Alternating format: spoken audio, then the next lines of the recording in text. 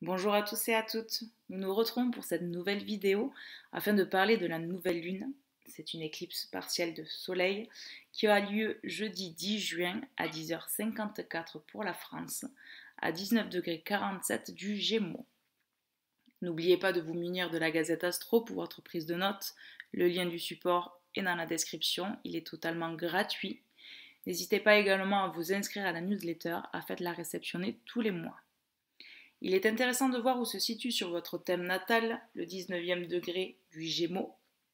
Pareil, il faut regarder donc dans un premier temps dans quelle maison cela tombe. Vous avez un petit descriptif dans la gazette.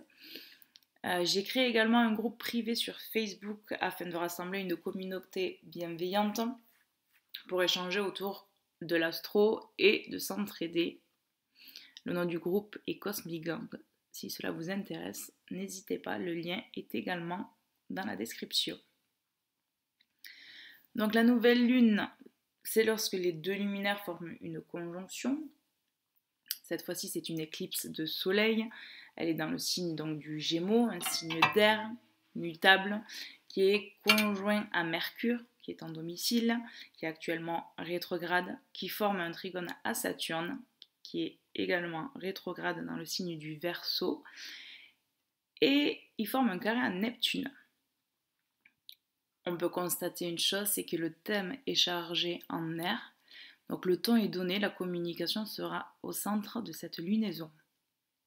Donc dans un premier temps, comme c'est une nouvelle lune, il y a conjonction entre les deux luminaires, et ces deux luminaires forment une conjonction à Mercure, qui est en domicile dans le signe du Gémeaux.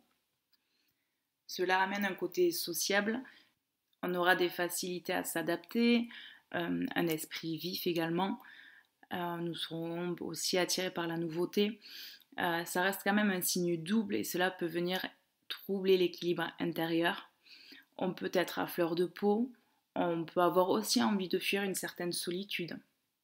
Donc Mercure qui est rétrograde mais en domicile, dans le signe du Gémeaux, il représente la communication, mais une communication légère, un relationnel simple.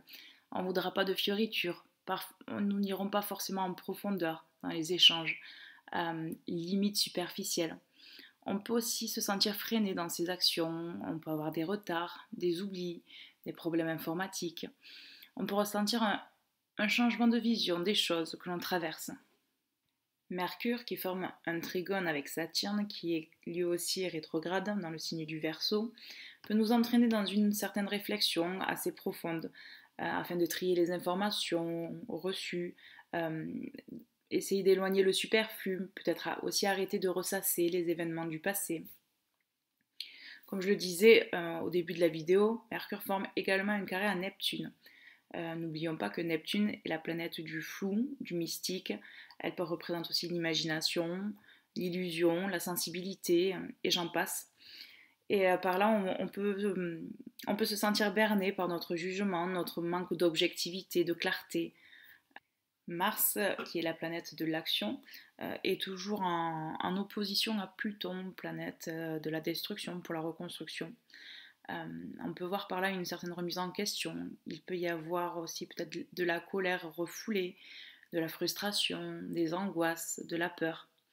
Alors oui, c'est facile à dire, mais il faut apprendre à lâcher prise afin d'éviter une surcharge mentale trop importante et difficile à gérer.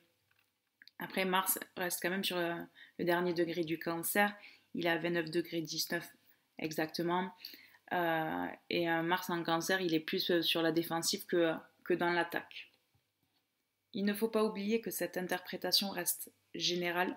Donc si vous souhaitez avoir plus de précision sur votre thème natal, n'hésitez pas à me contacter. Vous avez le lien dans la bio. Je propose des consultations astro. Je vous souhaite une bien belle journée et à bientôt.